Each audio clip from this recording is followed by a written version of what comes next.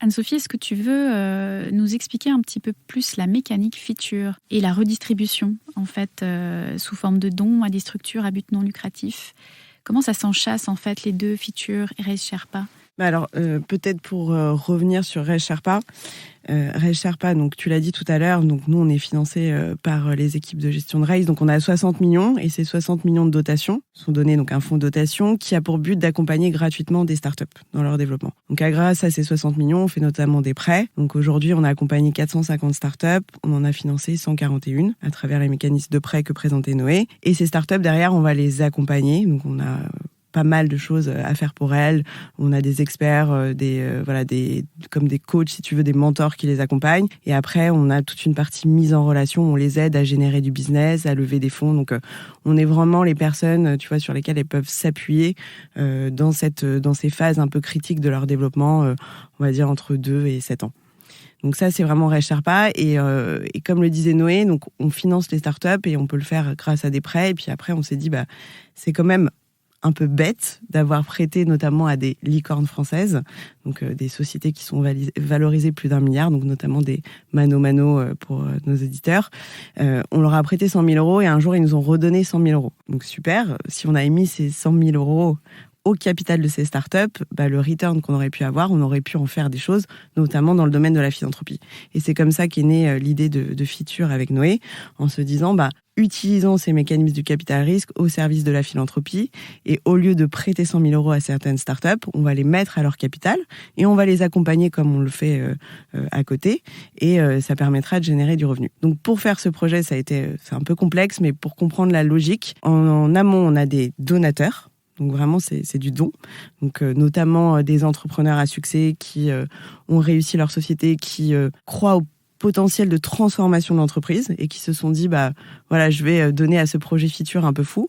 Ils nous confient donc de l'argent, des dons. On leur fait quand même un reçu fiscal. Il y a quand même, Ces dons-là, ils sont investis au capital de start-up. Donc tu parlais des tickets de 100 à 150 000 euros. Et quand il y a une sortie, donc une plus-value, cette plus-value, on va la donner mise initiale comprise, à des associations.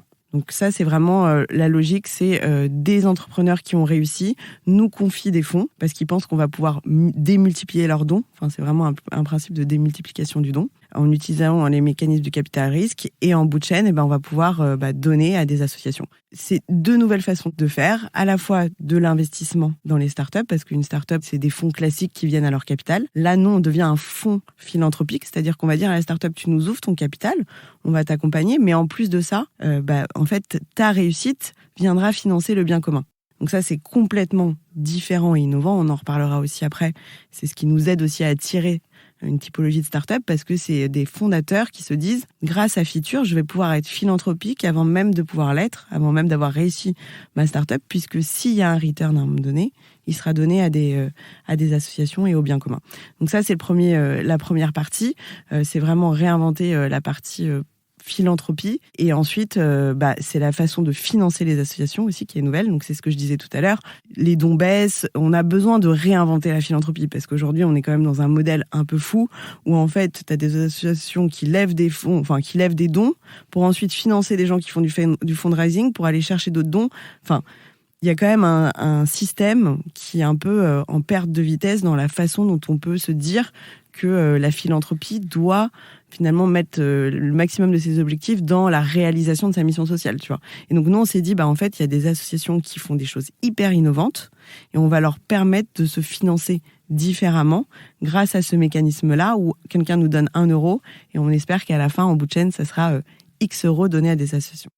Non, c'est juste pour compléter le point de vue philosophique, mais c'est de se dire aujourd'hui, et Anne-Sophie l'a dit, il y a maintenant des entrepreneurs français très successful dans la tech. Donc, parmi les donateurs, on a des gens comme Jean-Charles Samuelian, qui est le cofondateur d'Alan, Nicolas Julia, qui est le cofondateur de Sorar. Bon, je les cite pas tous, mais on commence à avoir des gros succès et surtout, on commence à prendre conscience que la France est une place forte de la tech avec des levées de fonds qui ont atteint, là en ce moment ça se tasse un peu, mais bon, c'est des cycles. Mais il y a eu des levées de fonds de 200, 300, 400, 500 millions. Et on s'est dit, nous, c'est dommage qu'il n'y ait pas un petit pourcentage de cet argent, tout ce cash qui est injecté dans l'écosystème des startups, qui ne puisse pas être redistribué vers le bien commun. Et donc la philosophie de Feature, c'est ça, c'est de se dire, c'est notre mission un peu depuis 7 ans maintenant avec Anso, c'est de se dire comment est-ce que on arrive à joindre philanthropie, financement de startups et tech au sens large, quoi. Et innover dans la philanthropie, tout simplement, qui est quand même un vaste chantier.